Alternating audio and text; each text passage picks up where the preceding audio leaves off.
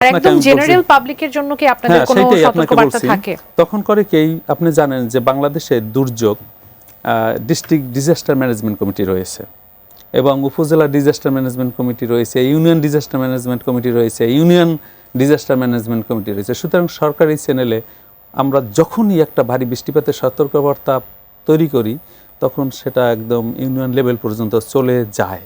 পাশাপাশি আপনারা জানেন যে আমাদের সাথে কমিউনিটি এনগেজমেন্ট রয়েছে, আমাদের ডেডিকেটেড হোয়াটসঅ্যাপ গ্রুপ রয়েছে, কমিউনিটি লিডারদের ডেডিকেটেড হোয়াটসঅ্যাপ গ্রুপ রয়েছে। সুতরাং একদম সেন্টার থেকে রুট লেভেল পর্যন্ত এই দুর্যোগের যে আর্লি সতর্কবার্তা তারা সেটা পায়।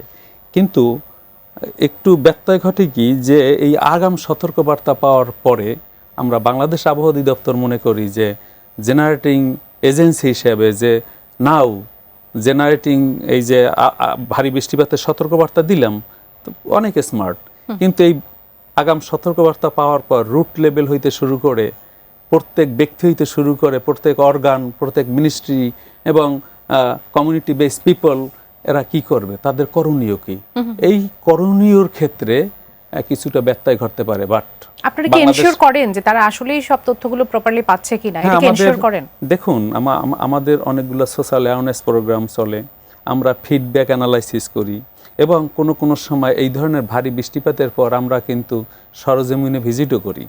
সুতরাং থিওরিটিক্যালি আপনাকে বারবার বলছি যে থিওরিটিক্যালি যে এটা লাস্ট মাইলে পৌঁছানোর কথা, কিন্তু আমি এখন পর্যন্ত একজন সিনিয়র মেট্রোলজিস্ট হিসেবে আমি আশাবাদ ব্যক্ত করি যে ফোরকাস্টিং জেনারেটিং এজেন্সি হিসেবে বাংলাদেশের আবহাওয়া অধিদপ্তর অনেক আগে আগাম সতর্কবার্তা দেওয়া সত্ত্বেও অনেক সময় আমাদের যেহেতু বাংলাদেশ আবহাওয়া অধিদপ্তরের সকলেই স্টেক হোল্ডার, আমার কাছে মনে হয় যে এই যে দুর্যোগ নেমে আসছে এবং এই ভারী বৃষ্টিপাতের ফলে এই যে ক্যাজুয়ালিটি বললেন যে 58 জন লাখ মারা গেছে, কিন্তু বেশি পাহাড় ধসে মারা গেছে এবং এই পাহাড় ধসের স্পেশাল বুলেটিন এবং আগাম সতর্কবার্তাও বাংলাদেশ আবহাওয়া অধিদপ্তর নিয়মিত দিয়ে যাচ্ছে।